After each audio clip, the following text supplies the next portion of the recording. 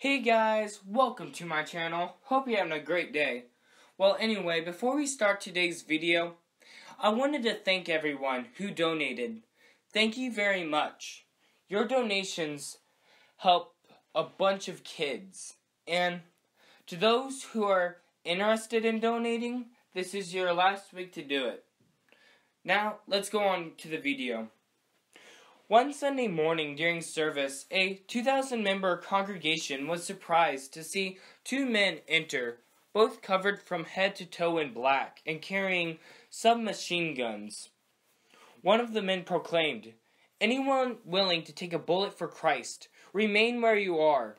Immediately, the choir fled. The deacons fled, and most of the congregation fled. Out of the 2,000, there only remained around 20. The man who had spoken took off his hood, looked at the preacher and said, "Okay, Pastor, I got rid of all the hypocrites. Now you may begin your service.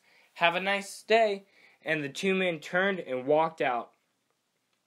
The 20 people who stayed didn't know what they were getting themselves into, but yet they stayed because they decided to be strong and courageous, which is what I wanted to talk about today. So, if you have your Bibles, please turn to 2 Timothy 4, 6 through 8. "For I am already being poured out as a drink offering, and the time of my departure is at hand. I have fought the good fight. I have finished the race. I have kept the faith. Finally, there is laid up for me the crown of righteousness, which the Lord, the righteous judge, will give to me on that day. And not to me only, but also to all who have loved his appearing." Alright, so to give us some background info, these are some of Paul the Apostle's last words before he dies. He's basically saying, hey, I did this. I was strong and courageous. I followed and trusted God. Then Paul encourages us to keep on walking the walk and keep talking the talk in a humble way. To give us an example, let's turn our Bibles now to Luke 11, 37 through 54. "And as he spoke, a certain Pharisee asked him to dine with him. So he went in and sat down to eat. When the Pharisee saw it, he marveled that he had not first washed before dinner. Then the Lord said to him, 'Now you Pharisee, make the outside of the cup and dish clean, but your inward part is full of greed and wickedness. Foolish ones, did not he who made the outside make the inside also? But rather give alms of such things as you have. Then indeed all things are clean to you. But woe to you Pharisees, for you tithe mint and rue and all manner of herbs, and pass by justice and the love of God. These you ought to have done, without leaving the others undone. Woe to you Pharisees, for you love the best seats in the synagogues and greetings in the marketplaces. Woe to you scribes and Pharisees, hypocrites, for you are like graves, which are not seen, and the men who walk over them are not aware of them.' Then Jesus goes on and says similar stuff to the lawyers. Now, let's jump down to verse 53. "And as he said these things to them, the scribes and the Pharisees began to assail him vehemently and to cross-examine him about many things, lying in wait for him and seeking to catch him in something he might say, that they might accuse him." So basically, Jesus calls the Pharisees hypocrites and calls them out.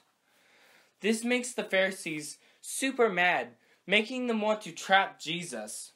You see, there's a reason the Pharisees got so mad.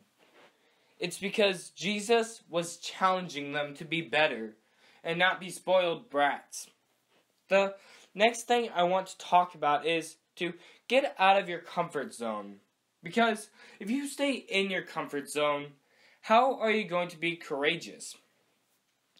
There are 3 steps from the book Do Hard Things, which I believe applies to getting out of your comfort zone.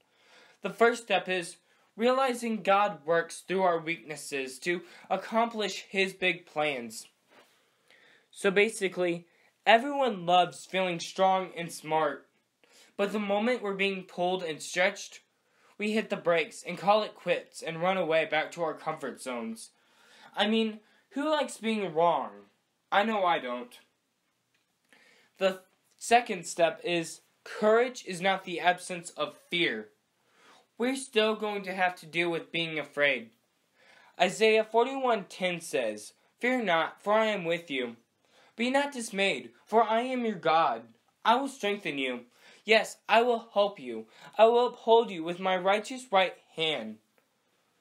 The third step is you can't get to success without risking failure. You see, we're all going to fail. But it isn't a failure if we learn from it and move on. We have to jump back up with God's help and try again. These are the points I would like to make. Number 1, run the race. We need to run the race called life. Number 2, be strong and courageous.